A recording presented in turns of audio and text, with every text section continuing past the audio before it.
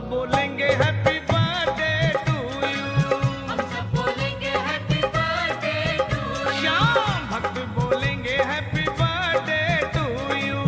हम सब बोलेंगे हैप्पी बर्थडे टू यू।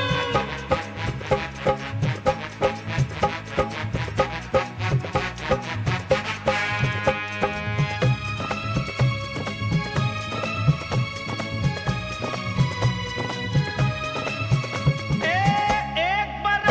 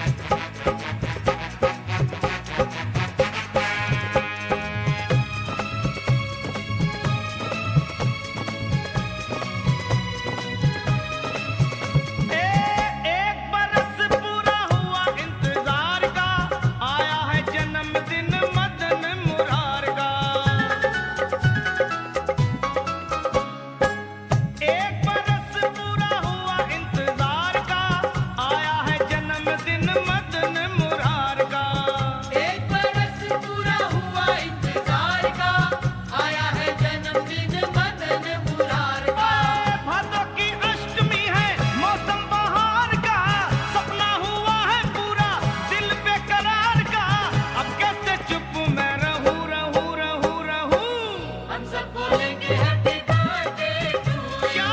हम सब बोलेंगे हैप्पी बर्थडे टू यू। भक्त बोलेंगे happy birthday to you Shyam, हम सब बोलेंगे हैप्पी बर्थडे टू यू।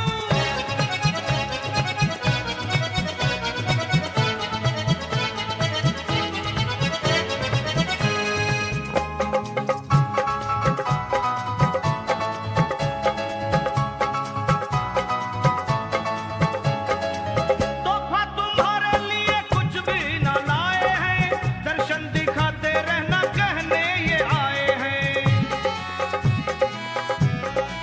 ओ श्याम तोहफा तुम्हारे लिए कुछ भी न लाए हैं, दर्शन दिखाते रहना कहने ये आए हैं।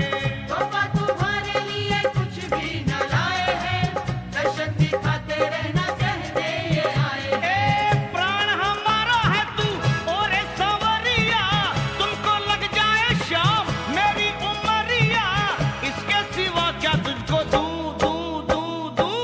हम सब बोलेंगे हैप्पी बर्थडे टू यू। हम सब बोलेंगे happy birthday to you. Shyam भक्त बोलेंगे हैप्पी बर्थडे टू यू।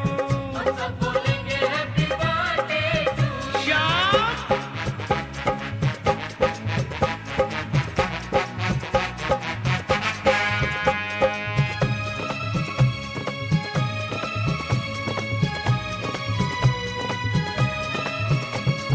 हे दुनिया दीवानी तेरे पीछे तो मेला है, इस जग में श्याम तेरा लखा अकेला है। ओ दुनिया दीवानी तेरे पीछे तो मेला है, इस जग में श्याम तेरा लखा अकेला है। दुनिया दीवानी तेरे पीछे तो मेला है, इस जग में शाम तेरा लखा अकेला है। मुझसे निभाते रहना बस अपनी यारी को, भूल ना जाना श्याम अपने बिहारी को, और समझाऊं ज्यादा क्यों क्यों क्यों क्यों। हम सब बोलेंगे happy birthday to you. Shyam हम सब बोलेंगे हैप्पी बर्थडे टू यू। भक्त बोलेंगे हैप्पी बर्थडे टू यू। हम सब बोलेंगे हैप्पी बर्थडे टू यू। रंगी गुब्बारों से मंडप सजाया है, मिश्री मावे का एक केक मंगाया है, इसको चखेगा शाम तू तू तू तू तू तू। हम सब बोलेंगे हैप्पी बर्थडे टू यू। हम सब बोलेंगे हैप्पी बर्थडे टू यू। भक्त बोलेंगे हैप्पी बर्थडे टू यू। हम सब बोलेंगे हैप्पी बर्थडे टू यू। भक्त बोलेंगे हैप्पी बर्थडे टू यू। हम सब बोलेंगे हैप्पी बर्थडे टू यू। भक्त बोलेंगे हैप्पी बर्थडे टू यू। हम सब बोलेंगे हैप्पी बर्थडे टू यू।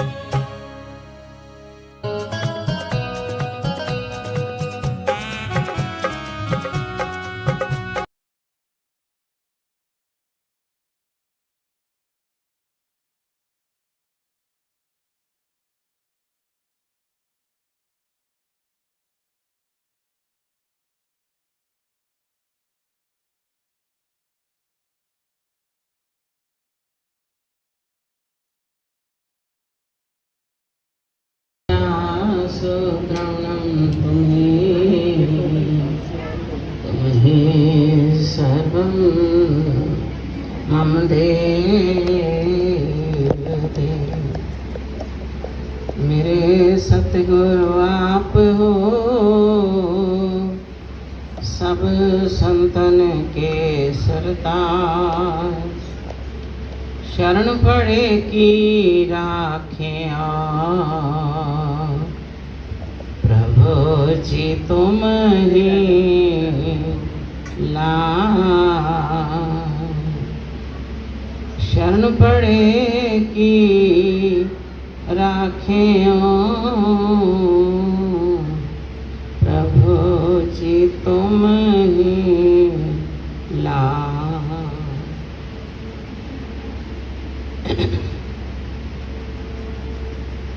गुरुमुखो, एक बार अपनी मुख रचना को पवित्र करने के लिए सब मिलकर ऊंची और मीठी स्वर से बोलो जयकारा।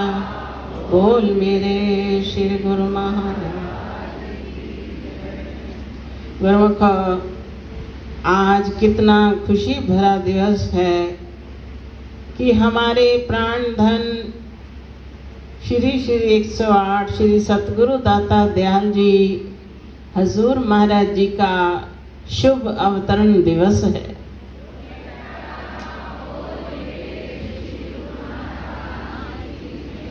इस शुभ अवसर को पाकर प्रेमी जन खुशियां मनाते हैं और प्रभु की महिमा के गीत गाते हैं कि 15 अगस्त का शुभ दिन आया, प्रभु जी आन विराजे हैं। नाम का भंडार लेकर कुल दुनिया में बांटते हैं। रोज रोज ये वचन करते, सिमरन में सुरत लगाओ तुम, जिस लिए मिला है जन्म उसे सफल बनाओ तुम। प्रेमी जन भी खुशियां पाकर झूम झूम जाते हैं, प्रभु का प्यारा दर्शन पाकर फूले नहीं समाते हैं। घड़ी सुहानी खुशियों वाली बाज रही शहनाई है, प्रभु जी के अवतार दिवस की लाखों लाख बधाई है।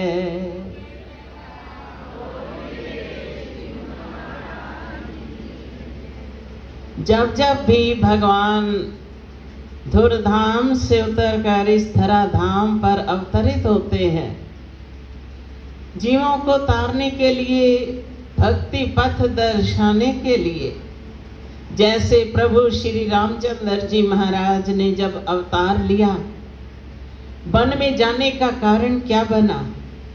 चाहे माता के मुख से वचन निकले, लेकिन उनका जो कार्य था वो पापियों का संहार करना और भक्तों को सुख देना।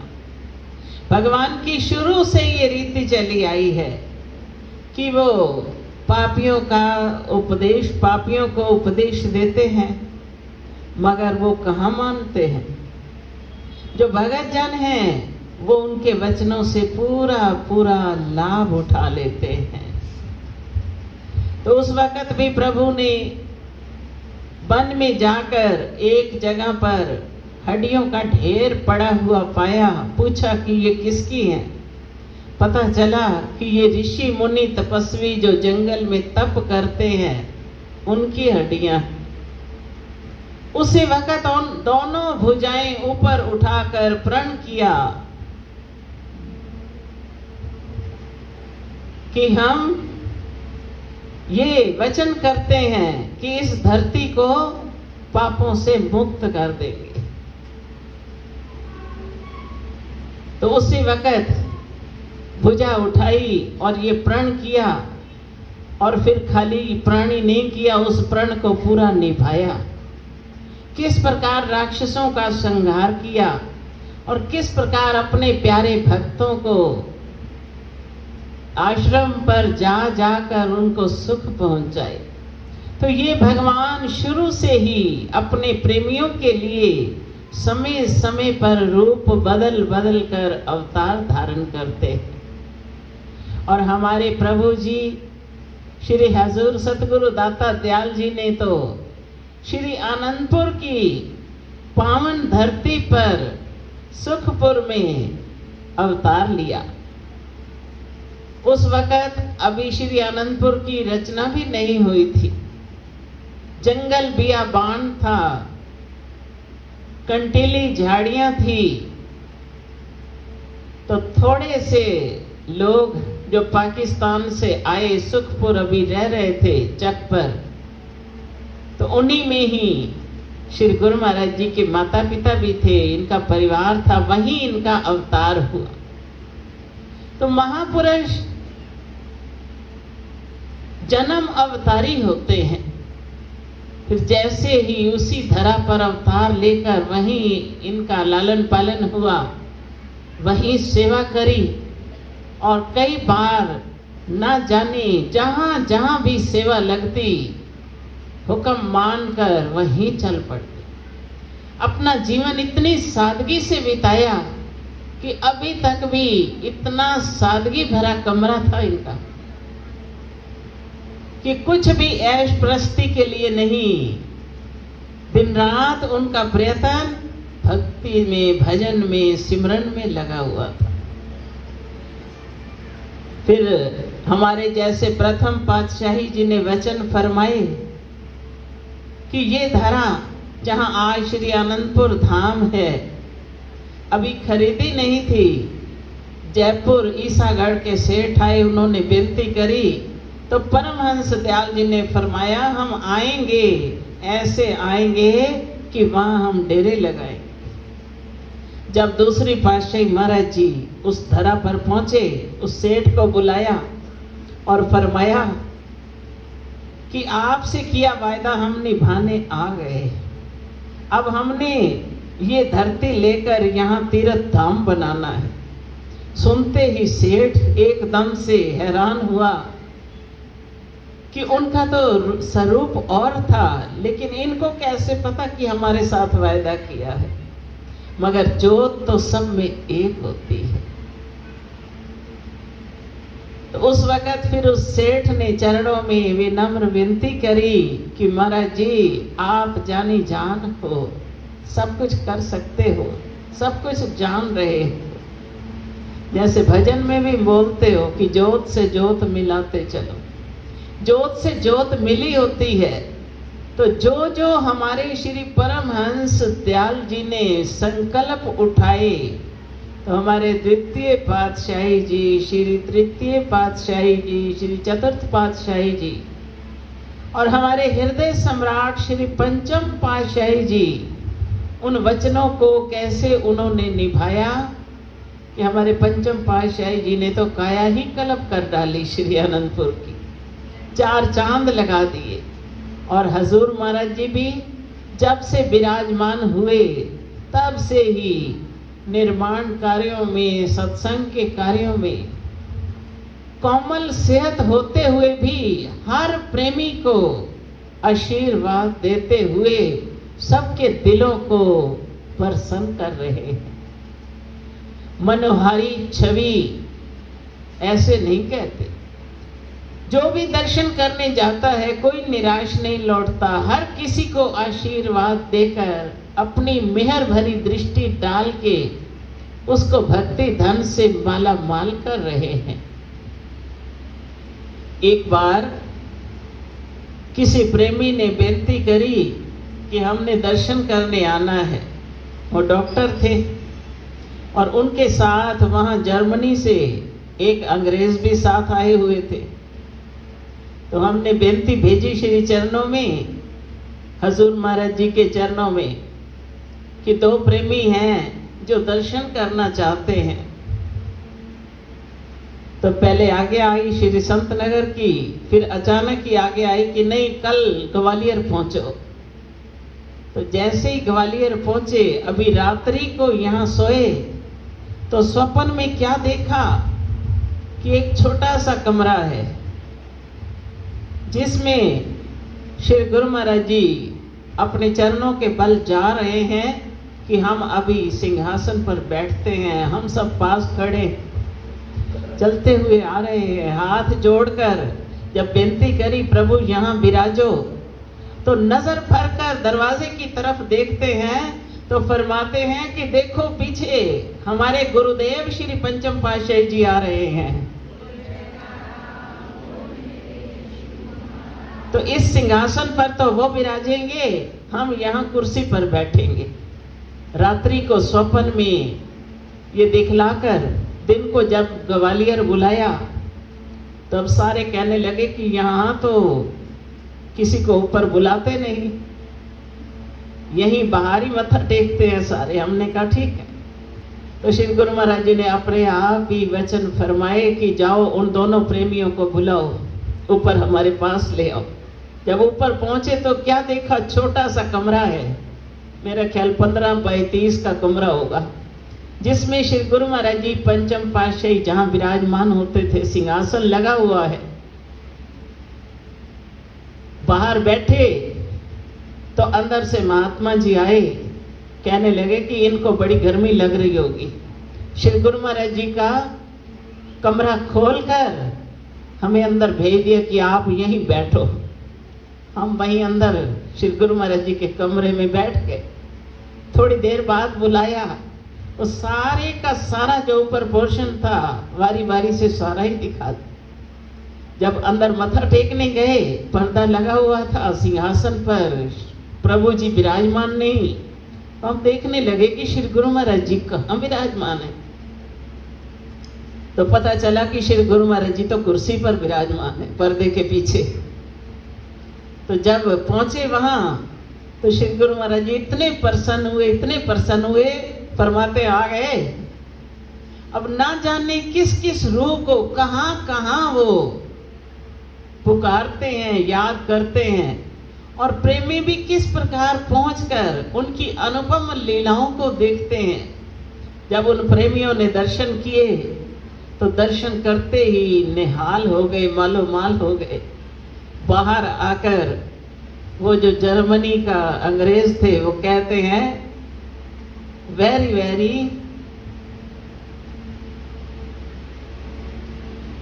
पता नहीं सुंदर को क्या कहते हैं,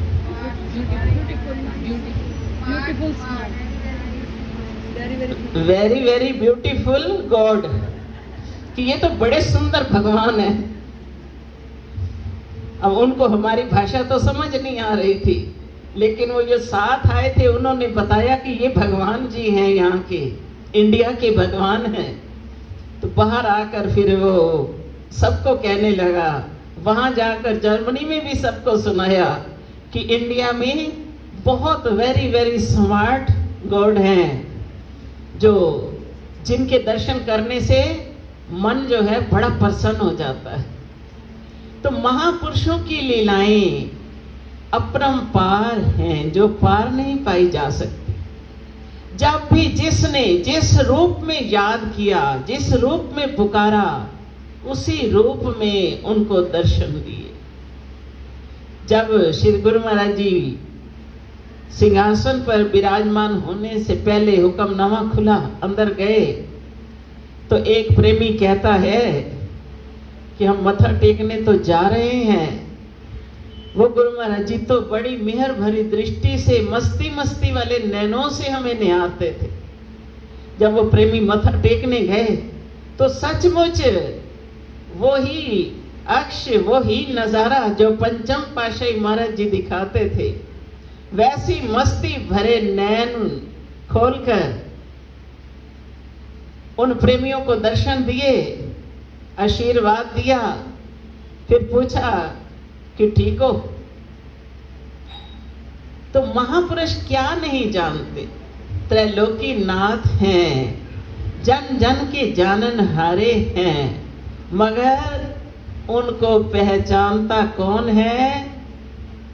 जो दिल से उनके साथ प्रीत करता है, जिसकी सूरत मालिक से नहीं जुड़ी, बाहर पदार्थों में सूरत को लगाया है, दुनियावी सामानों में लगाया है, दुनिया में लगाया है।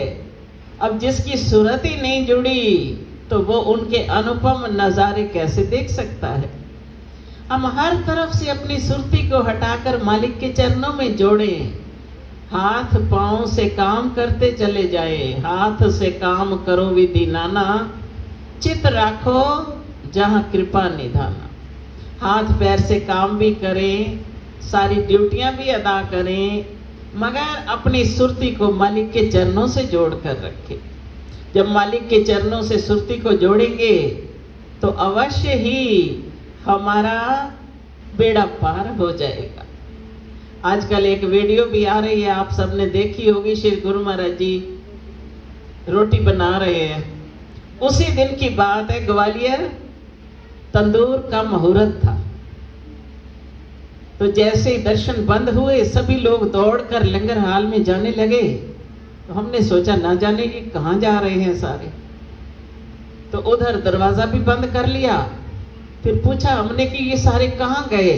कहने लगे कि श्री गुरु महाराज जी तो अंदर तंदूर का मुहूर्त कर रहे हैं और अपने कर कमलों से रोटियां बना रहे हैं। वही वीडियो उसी वक्त आनी शुरू हो गई। तो महापुरुषों की हर लीला में कोई ना कोई भेद छिपे होते हैं। वो जो भी लीला करते हैं हमारे दिल को खींचने के लिए। हमारा मन जो है वो सुंदर वस्तुओं का आकर्षित है, जहां भी सुंदर वस्तुएं देखता है आकर्षित होता है। जो भी कोई नया नजारा दिखता है वहां आकर्षित होता है। तो महापुरुष अपने प्रेमियों को नित नित नए नए रूप में दर्शन देते हैं, नई नई लीलाएं दिखाते हैं और हर तरह से प्रेमियों को खुशहाल करते हैं। और फिर साथ में नसीहत भी देते हैं कि प्रेमियों, सिमरन करना बहुत जरूरी है, बहुत जरूरी है। जैसे त्रेता युग में भगवान श्री रामचंद्र जी ने अयोध्या वासियों को कहा कि अयोध्या वासियों, बिना कर्म किए छुटकारा नहीं, कर्म तो करना ही पड़ेगा। ऐसे ही द्वापर में कृष्ण महाराज जी ने सब सखियों गोप ग्वालों से कहा कि आप सबको कर्म तो करने होंगे। वही कर्म करने कलिकाल के अंदर परमहंस रूप धारण करके आए और बड़े प्रेम सहित सबको कर्म करने सिखा रहे हैं। अपने पास बुला बुला कर हमारा अभ्यास बनाते हैं कि प्रेमियों आओ, यहाँ 8 दिन रुको, 10 दिन रुको, 15 दिन रुको, 2 दिन रुको, यहाँ श्री अनंतपुर चलकर आओ। बार बार हमें निमंत्रण देते हैं कि ये त्योहार आ गया है, अब इस त्योहार पर दर्शन होंगे। तो प्रेमी जब वहाँ जाते हैं तो उस वक़्त क्या करते हैं, जैसे स्कूल में किताबें पढ़ाई जाती हैं, बच्चों को सिखाया जाता है कि कैसे चलना है, किस प्रकार अपना जीवन बनाने के लिए पढ़ाई में संलग्न रहना है। तो ऐसे ही वो हमें रूहानी पढ़ाई पढ़ाते हैं। जब वहाँ जाते हैं प्रेरणा देते हैं कि सुबह शांति भवन पहुँचो सिमरन करने के लिए, फिर शिव मंदिर में पहुँचो आरती पूजा के लिए, फिर दर्शन खुल जाते हैं, सेवा पर जाओ, लंगर में जाओ। ये सारे कर्म करने ही हमें सिखाते हैं कि जब हम 2 दिन 4 दिन ये कर्म करते रहेंगे तो घर आके भी काफी दिन तक वो याद रहेंगे कि ये भी करना है, ये भी करना है। तो ये उनका सच्चा हित है हमारी रूह के साथ। हमारी रूह का भला चाहते हैं, हमारी रूह का कल्याण करना चाहते हैं। तो इसलिए वो रोज रोज नित नई लीलाएं दिखाते हैं। तो हमारा क्या काम है कि सभी तीर्थों से महान महातीर्थ श्री आनंदसर, जिसमें हम स्नान करते हैं, जैसे सहजो भाई भी कहती है कि 68 तीर्थ गुरु चरण पर भी होत अखंड, सहजो ऐसा धाम नहीं सकल अंड ब्रह्मांड। गुरु महाराज जी के चरणों में तो 68 तीर्थ बहते हैं, नित ही पर्व लगे हुए हैं जिसका कभी खंडन नहीं होता। सच बताओ, कोई अगर त्योहार से आगे पीछे भी जाता है तो वहां की रौनक देखकर कोई कह सकता है कि त्योहार नहीं है? ऐसे लगता है कि जैसे त्योहार मनाया जा रहा है। जब भी प्रभु के दर्शन होते हैं तो हमें अनुपम खुशियां मिलती हैं। वो खुशियां हमें त्योहारों पर भी प्राप्त नहीं होती होंगी जो हमें प्रभु के दर्शन करके प्राप्त होती हैं। तो कितना महान उपकार है जो हमें अपने चरणों से लगाया। भक्ति पथ पर हमें नित नित चलना सिखाते हैं, फिर नित नित हमें प्रेरणा देते हैं कि प्रेमियों 2 घंटे सिमरन अवश्य करो। इसमें ना जाने कितना हमारा वो कल्याण करना चाहते हैं। किन किन विपदाओं से निकालना चाहते हैं, हमारी रूह को कहाँ पहुंचाना चाहते हैं, वो तब होगा जब हम वचनों पर अमल करेंगे। फिर आरती पूजा करो, सेवा, सत्संग, सिमरन, ये सारे साधन भक्ति के हैं कि जिस भी साधन में हम मन लगाएंगे उसी से ही उनके करीब पहुंच जाएंगे। तो ये सारा हमारे आत्म कल्याण के लिए ही ये रचना रचाई गई है। अब हमारा फर्ज बनता है कि उनके वचनों पर आचरण कर रोज रोज उसी पर अमल करते रहें। इससे हमारा जीवन सफल होगा और परलोक भी संवर जाएगा। बोलो जयकार।